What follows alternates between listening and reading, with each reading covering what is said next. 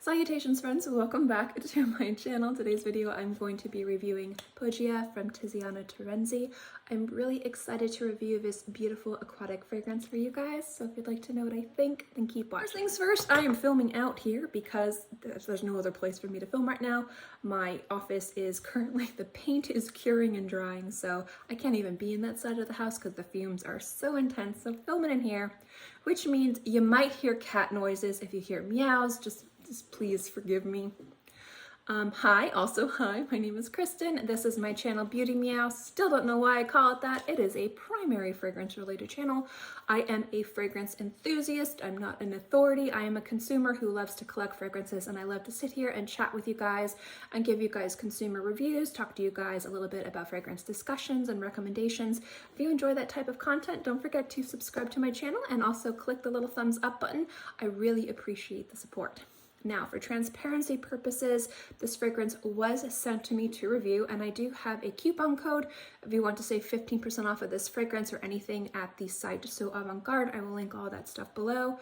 But just because this was sent to me doesn't mean that this isn't a fragrance that has been on my radar and something that I've been really excited to wear. And this is the type of fragrance that I really love and enjoy. So it was sent to me, just letting you guys know if that's important. But as we get into the review, my thoughts on this fragrance will be completely my own. I think the most important thing to let you guys know is this is a very expensive bottle of perfume. So as I review this fragrance, I'm going to be reviewing it as an expensive bottle. I'm not going to be, comparing it to fragrances that are $50 or $100. I'm going to be comparing this to fragrances from this house that are pricey, but also fragrances that are luxury niche. So think Raja, think Amouage, think Clive Christian. There's a lot of fragrances out there that are very high price, and I'm going to talk to you guys about why I think this fragrance can demand that price point, whether or not you would spend that much money on a bottle of perfume. Now, Tiziana Terenzi, this is a luxury house. Any fragrance in the Tiziana Terenzi universe is generally going to be luxury price. But one thing that I've really come to admire about this house has a lot to do with the deliberateness of the creation of the formulas and the compositions, the meticulous detail to presentation, and just the quality of the ingredients, which is why I think I can understand this inaccessibly priced bottle of perfume, because over $500 for a bottle of perfume is very, very expensive, but you do get a lot of bang for your buck. The presentation of this fragrance is fantastic from the box to the bottle, but is the liquid inside worth the money? And that's what we're going to be talking about. What I like about this fragrance specifically is it is an aquatic fragrance. And aquatic fragrances are very easy to wear. They're things that are very easy to understand. And in most cases, they're not challenging or intimidating. But because there's a lot of aquatic fragrances out on the market for a tenth of the price that work really, really well, what makes this fragrance so special? And I think that has to do with the beautiful balance between something very clean, fresh, perfumed, just beautiful soapiness with a very musky, very specific rosemary aromatic, and just the ambergris in here is just really special. So the notes in this fragrance, you have bergamot, lemon, you have a little bit of peach in there too. At the heart, you're going to have rosemary, ylang-ylang, apple, passion fruit, and at the heart, you're going to have vanilla, musk, and ambergris. Now, what I like about this fragrance is when you first spray it on your skin, you get a blast of kind of this beautiful, kind of fresh, spicy, aromatic rosemary with a very sparkling and dazzling lemon and bergamot. Now, sometimes citruses can pull juicy, they can pull tangy, they can pull zesty, they can pull pithy. This just is like somebody took a fresh lemon and just juiced it everywhere. And if you've ever kind of cooked with lemon or citruses, like when you cut through it and you start using it, that kind of like bright, dazzling, crisp greenness just kind of fills your nose. That's the beautiful brightness in the opening of this fragrance. It's really, really special. Now, I like how the rosemary adds a beautiful kind of almost savory note of an aromatic just kind of feeling to this fragrance. It doesn't smell like food, it's not a gourmand fragrance, but rosemary to me is a very smart choice to kind of cut through a lot of these citruses, to kind of tame down some of these florals, and to really work beautifully with the musk and the ambergris.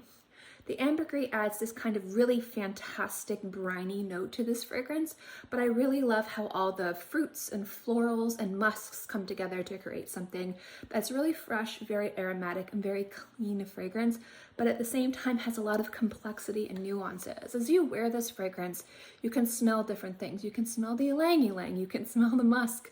Here's a little bit of ambergris, you get a touch of bergamot. It's just a really pleasant, very easy to wear fragrance that smells very elevated and just very fantastic. And that's what I love about aquatic fragrances. Are fragrances that you don't have to have this complexity that's challenging or intimidating or hard to wear. You can have complexity in more minimalistic compositions and fragrances that are a little bit more familiar, but it's exciting to smell something different. And that's where this fragrance really shines. A challenging fragrance, it's an easy to wear fragrance, but there's nuances that are different and special, and I really enjoy that about this fragrance. Now, I found that this scent has two smells on my skin. The opening, the first few hours, it's fresher, it's brighter, it's more fresh and spicy and crisp, and the longer I wear it on my skin, it becomes a little bit more soapy, a little bit more clean, and a little bit more floral. But the entire lifespan of this fragrance, it has this really beautiful kind of semi-animalic musky note with the ambergris that I think just kind of anchors everything and makes it really fantastic to wear. I've been enjoying wearing this fragrance mostly in the summer months because obviously I live in Florida, so 10 months out of the 12 it's normally hot and humid. This has been a fantastic fragrance to kind of cut through the heat and humidity, but it's not kind of like your stereotypical Acqua di Gio or Dolce & Gabbana Light Blue kind of light summer scent. It's something a little bit different, a little bit more special, a little bit more nuanced, and that's something that I've really enjoyed. It's good enough to wear in colder months, and what I mean by good enough is sometimes some fragrances really shine and they're the best to be worn in hotter months, and then sometimes compositions work better in colder months. I feel like the tiny little bit of rosemary in here, the florals, and this animalic musk, it probably would work very well in cooler, brisker months in the fall, but I'm not sure how this fragrance would really last and work well in the colder winter months. So this is more of a spring, summertime, early fall fragrance. I don't know if you live in a very cold climate, this would be the type of fragrance you would wear like in wintertime. Just my personal opinion. Doesn't mean just because I think that it's the right thing to say, but I'm just letting you guys know. So longevity wise, great fragrance. Usually aquatics don't last super long on my skin. Like I said, I live in the kind of tropics, and now I live more in northern Florida, but I did used to live in like South Florida. So like the tropical climate can be a real kicker for longevity and fragrances performance, but I've been surprised that this has lasted a very good long while on my skin, about 6 to 8 hours, which is fantastic. And performance wise, it's been really nice. It's been moderate to mild projection and sillage. And how I decide if something projects is I look at social distancing. If you are social distancing and wearing a mask, will you be able to pick up this fragrance?